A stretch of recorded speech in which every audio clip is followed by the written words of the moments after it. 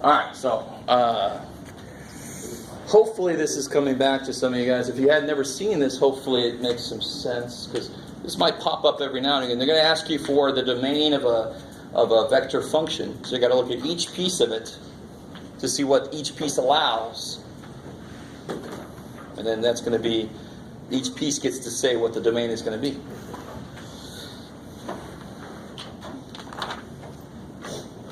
Blah blah blah blah. Oh, all right. Let's do one more thing, and then we'll let you guys out really early today. Just cause. Is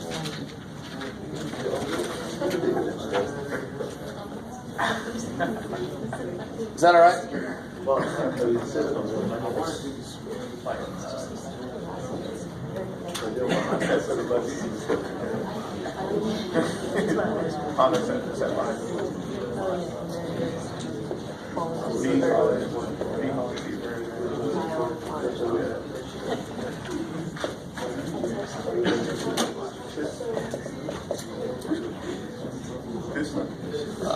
Gotcha. Oh, you talking? Oh, sorry.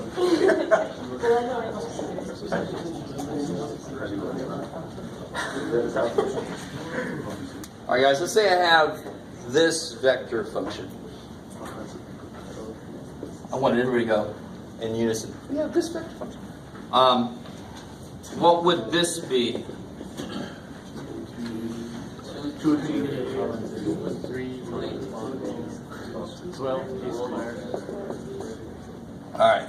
So you better get all your derivative rules remembered if you've forgotten any of them.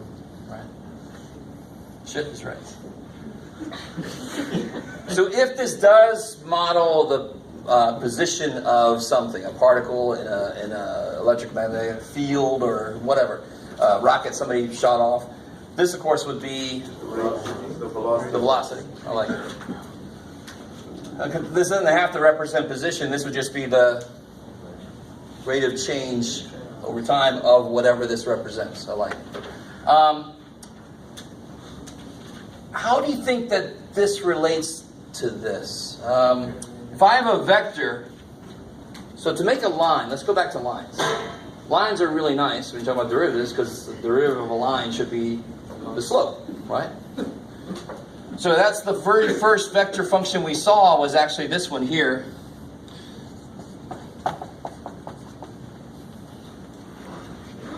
Right? Does that sound familiar? And of course, if I wanted to write it in this form, this is not really written in this full form, is it? What would it look like if I wrote it in this form here? It would be, what was R naught again? It was X naught.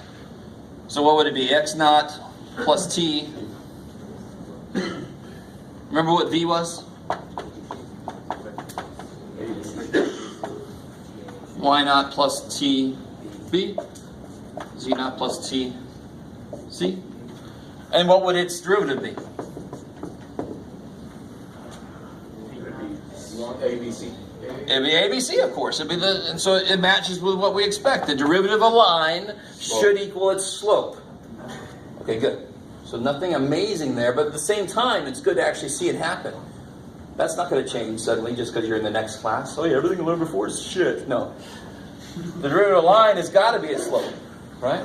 Sometimes it feels like that. If it feels like that, you got to come see me because you're not looking at it right. So how do I apply this? How does this? I really want this to make sense. And you guys just want to leave really, really early. It's too bad. I didn't say we would leave right now. Here's R naught, let's say, and I would add to it something in the direction of V, right? And then I would get to where R of T is for it, just some general. Is that cool? Some T times V, actually.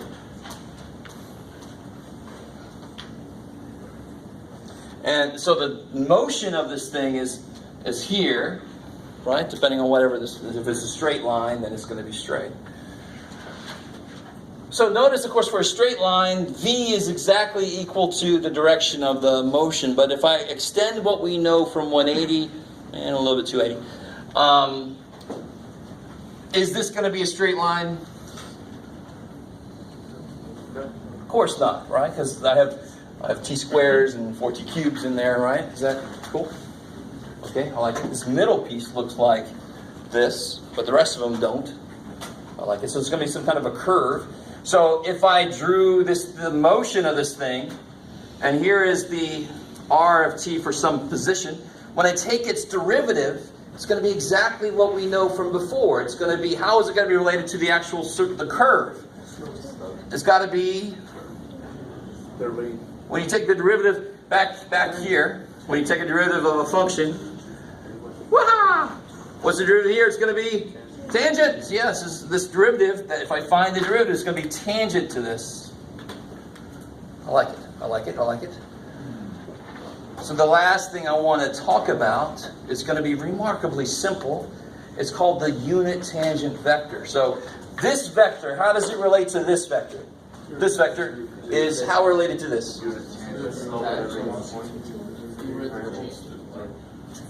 Yeah, so it's tangent. It's parallel to it at that point. Is that cool? At that point, it's parallel to whatever that point is. So if I want the unit tangent vector, all I do is take this vector and divide by its length. I love it. So, and we call it, remarkably enough, because we are really creative people, math people, we call the unit tangent vector t. So the unit tangent vector is r prime divided by its length. So take a second to figure out what the unit tangent vector is for this.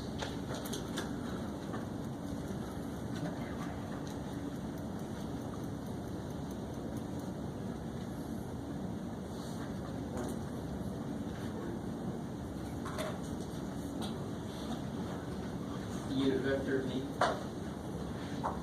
So what's up? Sorry. Here's the unit tangent vector, meaning it's a vector that points in the direction of the derivative, but it's a unit vector, so I had to divide by its length. So we've already got r prime figured out. So all you got to figure out is the length of r prime. Now, if you're worried about there's t's being in there, I don't care. What's the value of t? I don't know. And you can't figure it out, so just let it go. You got to work with what it is. I want to know the unit tangent vector everywhere.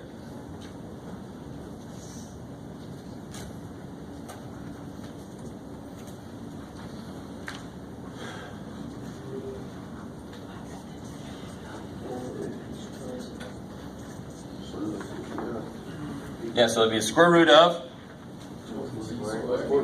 4t squared plus 9 144 t to the fourth. Is that pretty? No, I don't care. And then you could put it underneath each one of those, blah, blah, blah, blah. Okay, you guys? And there's no like terms here, right? Right? So, I mean, there's nothing really to make it any better. So if I said, what's the unit tangent vector at the point where t equals 3, just plug a 3 and see what it is. I like it. So very last thing for today. Oh. Wait, there's more here. Remember this guy.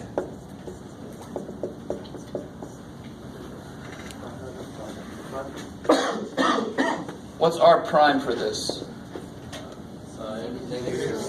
There it is. What's the length of that?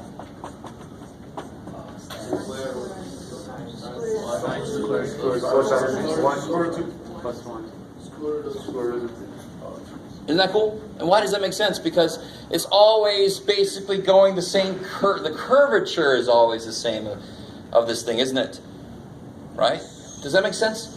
This guy, the curve, so actually I'm saying something that's coming down the road. There's something we're actually going to be able to calculate about a vector function is going to be its curvature.